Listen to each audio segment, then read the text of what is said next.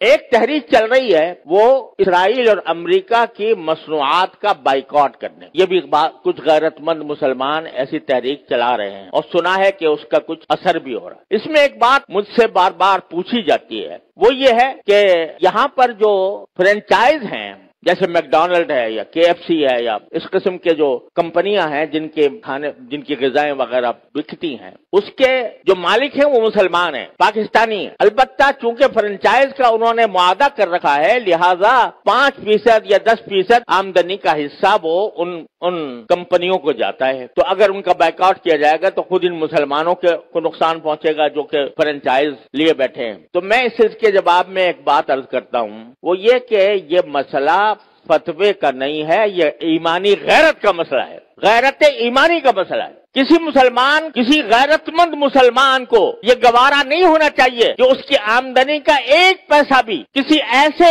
شخص کو پہنچے جو اسرائیل کو مدد دے رہا ہے۔ یہ انسان کی ایمانی غیرت کا تقاضا ہے۔ یہ کہنا کہ 5% جاتا ہے، اب 95% تو ہم کھاتے ہیں۔ ارے بھائی 95% آپ کھا چکے، بہت الحمدللہ، کافی آپ نے نفع بنا لیا۔ اب آپ یہ تو کر سکتے ہو کہ اس فرنچائز کو ختم کر کے اپنا کاروبار شروع کر دو۔ اگر اس کو ختم کر کے اپنا کاروبار شروع کرو گے تو ذرا تھوڑا سا پتہ تو چلے گا ان کو کہ یہ جو ہم دنیا بھر کے اندر ہم اپنی مصنوعات چلا رہے ہیں، دنیا بھر میں ہمارا سکہ چل رہا ہے، اس کا کچھ اثر تو ہوگا۔ یہ کہنا کہ 5% جا رہا ہے ان کو اور ہم نے 5% جا کے کیا اس میں کیا فرق پڑے گا؟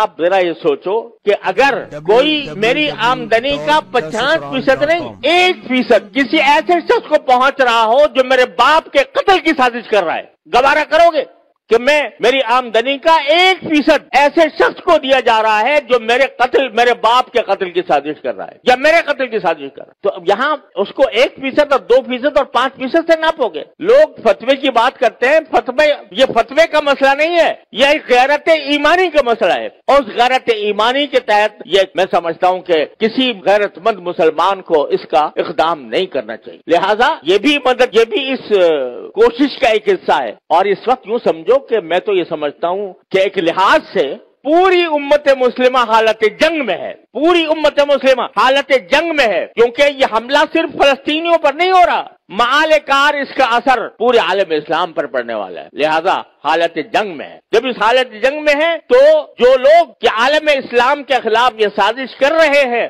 ان کو کسی طرح بھی نفع پہنچانا، چاہے وہ 1 پیسے کا ہو، یہ ایک مسلمان کی غیرت کو اسے گوارا نہیں کرنا چاہیے۔ لہذا میں اس بات کی حمایت کرتا ہوں کہ ایسی چیزوں کا بائیکاٹ کیا جائے جس کا فائدہ ان طاقتوں کو پہنچ رہا ہے۔ تو اپنی سی کوشش کرو، اللہ تعالیٰ سے دعا جاری رکھو، کوئی وقت خالی نہ جائے جس میں اللہ تعالیٰ سے نہ مانگا جا رہا ہو، اور پھر اللہ کے فیصلے پر راضی رہو۔ پھر جو اللہ کا فیصلہ ہے وہی برحق ہے، وہ ہماری خواہش کے مطابق ہو تو برحق ہے، ہماری خواہش کے خلاف ہو تو برحق ہے۔ تو بس یہ ہے پریشانی کا علاج۔ اللہ تبارک و تعالیٰ اپنے فضل و کرم سے ہم سب کو اس پر عمل کی توفیق عطا فرمائے۔ وآخر دعوانا الحمدللہ رب العالمین۔